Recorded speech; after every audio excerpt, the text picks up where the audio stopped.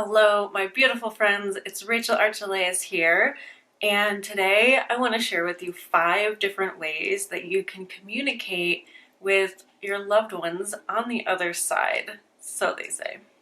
So people die. It happens every single day, and we miss them because they're no longer here in physical form. Now, the cool thing about being able to communicate with them is that you really get to feel that they're not really gone. Of course, they have changed, they're not the same, you don't get the same hug back from them, but they're absolutely still accessible to you, and you can talk to them even easier now because you don't have to have a time where they're also home or can pick up the phone. So I'm going to go over these 5 different ways with you today.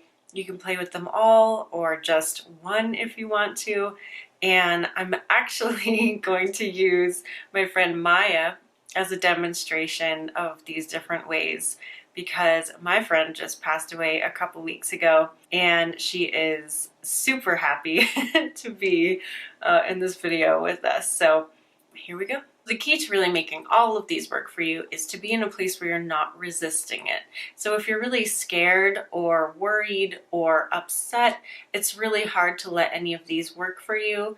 But if you can get into a good feeling place, a happy place, a relaxed place, then all this will be a lot easier. The first way is bodily sensations. This is, I think, what is normally most accessible for people. After my grandpa died many decades ago, my grandma would tell me that she would feel him play with her hair in the back of her neck. I know some people feel like they're being poked. You can feel like someone is touching your arm.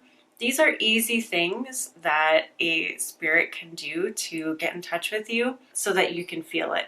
If you think about somebody that you really love who is in spirit mode right now, you can relax, take some breaths, and just think about them and then see if anything is activated in your body. So I'm going to do this with Maya. You can do this with Maya too if you don't have anyone. Just start thinking about her. She's a really prolific author. She wrote under the pen name Ellis Logan. I think that's okay to tell you guys now. And just an overall amazing person if you want to connect with her better. So let's see. So right now, my body is getting very warm. That can also be something that happens. It doesn't have to be an isolated part of your body that changes. I'm getting very warm and I'm feeling a flush up my back and then on my face here. So definitely something happening when I'm thinking about her. A good time to do this is right before you fall asleep or when you wake up in the morning because you're relaxed and more open to it. So let me know in the comments if this works for you and if it is helping you to connect with somebody that you love. Number 2, we're going to continue with this going to sleep theme, dreams. Dreams are a really easy way for your loved ones to reach you because you are in an open, non-resistant state while you're asleep. Now, sometimes though, if you are in a more stressed out period in your life, these dreams can appear scary, they can appear like nightmares, but let me assure you that it is not because there is anything going on with your loved one that is bad or scary or wrong. It's just your body's production of that stress in your dream. So again, it really helps if you're relaxed, if you're open, if you're happy, then you're going to receive the clear message that they're giving you. They're always in a good place. They're always doing great. But I think in most cases, the dreams that people get around their loved ones are positive and wonderful, and they often feel real. You know, it can feel like the person sitting on the bed next to you. It can feel like you're in the same room, getting a real hug. And so these dreams are incredible, and you can actually help them along by asking your loved one to give you a dream, by being open to that before you go to sleep.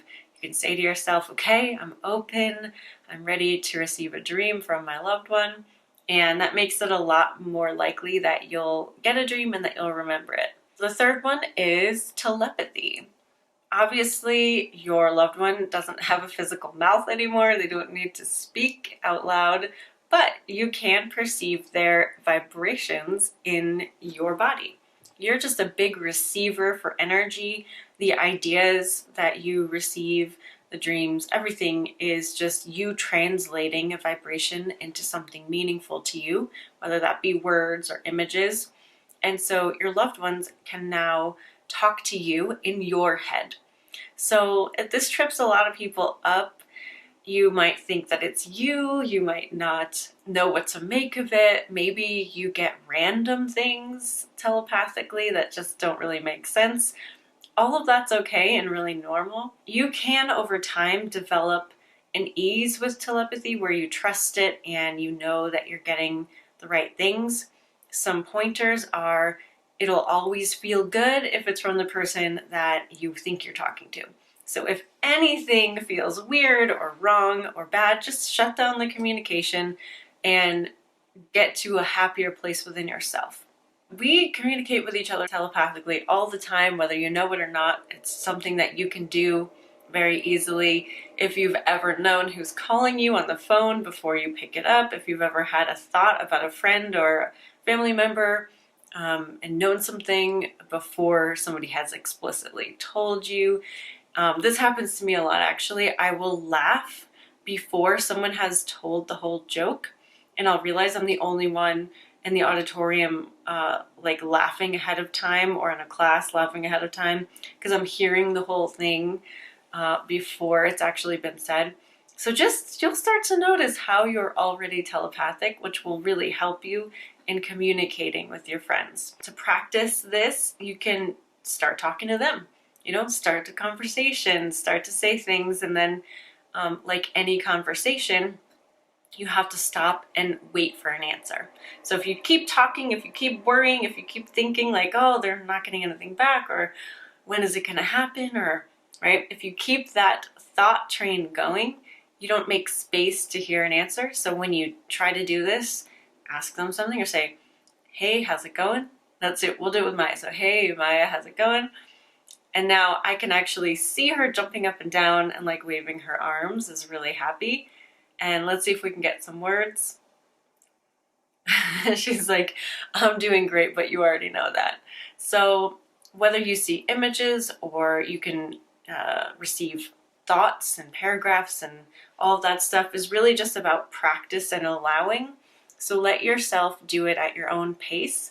Everything is really subtle when it comes to psychic development. So you're not going to hear things as if someone is in a room saying them to you. It's going to be very, very subtle, and you just have to learn to trust yourself, and you will. Just keep going at it, keep letting it happen, keep doing it, and you'll get a feel for it. The fourth thing is channeling. So all of this stuff is really channeling, because what we're doing when we're channeling is just bringing energy through our body. But a lot of people identify channeling as like speaking somebody else's words, right? You see me do it with Intimate Alien, and we can do it with our loved ones too. Again, make sure it feels good, make sure you're not scared, make sure you're feeling open and happy. And then basically it's just kind of like having the intention and letting it happen. So we can do this with Maya. Again, I fully trust her, I trust myself, and it feels good and exciting and fun. So we can let her say some words through my mouth. So I'm going to ask her, let's see, Maya, what would you like to say to the people watching this video? And I'm feeling more energy move around in my body. It's like tingly and like swirly.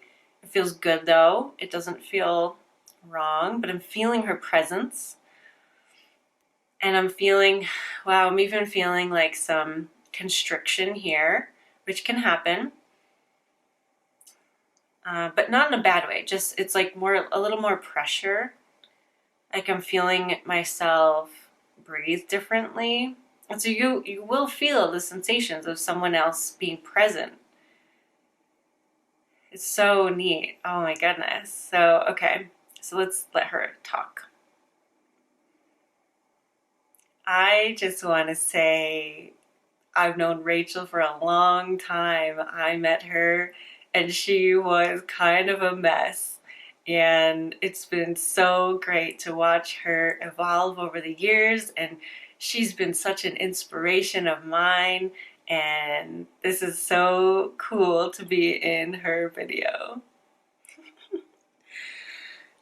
So you can hear when I breathed in like that, like it was almost a wheeze. Let's see if it clears. It will, but that was really fun, and thank you, Maya, for your kind words. I could say the same for her. She really helped me start my career. She is in my book, Intuitive Art, How to Have a Two-Way Conversation with Your Higher Self. And so you can read all about her in the opening scenes or opening chapters where I go to that wellness center and kind of interview for a position to do readings at their shop. So that is the same Maya that we're talking to here. Even if you can't do these 4 things right off the bat, even if they're a little challenging because you have to be so relaxed and open to let them work, this next one is super easy. Anybody can do it. Anyone does do it who tries it. And this could be something that you start with to give you the feeling of what your loved one feels like, because you can feel their like sensations within your body when you're doing this next one, and you do get messages. And that is intuitive art. So regularly in intuitive art, I teach people how to connect with their higher self, and that's where they're getting their answer from. But you can just as easily connect with a passed on loved one and communicate with them too. All you need is some paper. I have our intuitive art sketch pad here, but you could just use like printer paper. I also have some Prismacolor New Pastels, which are my favorite because they layer really well, but you can also use crayons or markers or whatever. You just want to make sure that you have a bunch of colors. If you've never done intuitive art, just go to intuitiveartclass.com, and it's an hour class, but it teaches you the whole method, and just replace higher self with your friend or family member in this case. You can ask a question. So let's see, what would we want to ask Maya? Oh, what is it like to be on the other side? So I'm going to write that down. And I'm just going to do a drawing like normal. I let my hand do all the work. I close my eyes. That's it. And then we decode the message from her. And as it's happening, I'll be able to feel her moving my hand, which is a really cool sensation. So right now I am feeling that same sensation that I felt before, but really just in my hand.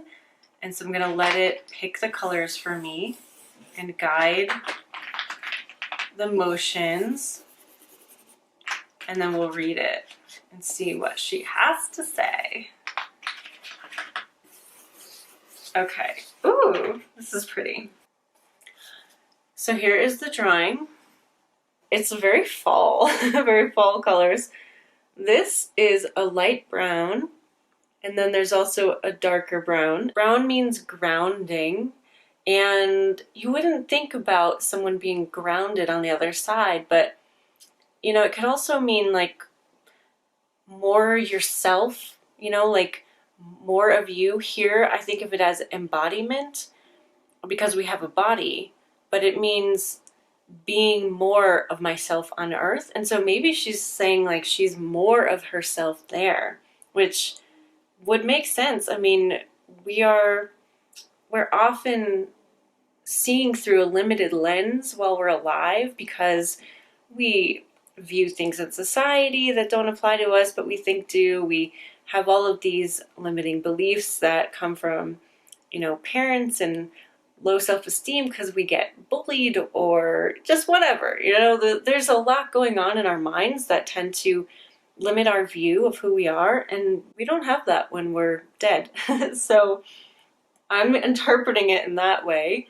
Then there's this really beautiful magenta, which is inspired action for me, which I would imagine is the only kind of action that you have because you don't have to do anything. You don't need money, you don't need to eat, you don't need a house. So everything that you do just comes from pure inspiration. And then this teal color, I don't really get very often, but it's alignment mixed with creativity. So aligned creativity.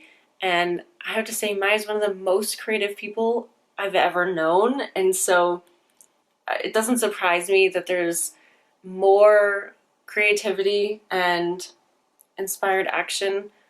She's a Sagittarius. If you ever know any of those people, they're like super producers. I don't know how they do it, but they do. And so this makes sense. She's living her life. She's creating more. She's living in inspiration and alignment and feeling more of herself than ever before. That makes a lot of sense to me. And so I'm super happy for her. So yeah, those are 5 different ways that you can communicate and connect with people on the other side. And again, just because they're not here in a body doesn't mean it has to limit your relationship. Obviously, I'm still human. I get sad when people die because it is a shock to our nervous system and it's a different way of thinking about them. But after that passes, it doesn't mean that anything is missing. So hopefully this helps you, and let me know if you try any of these down below. Lots of love, and I'll talk to you soon. Bye.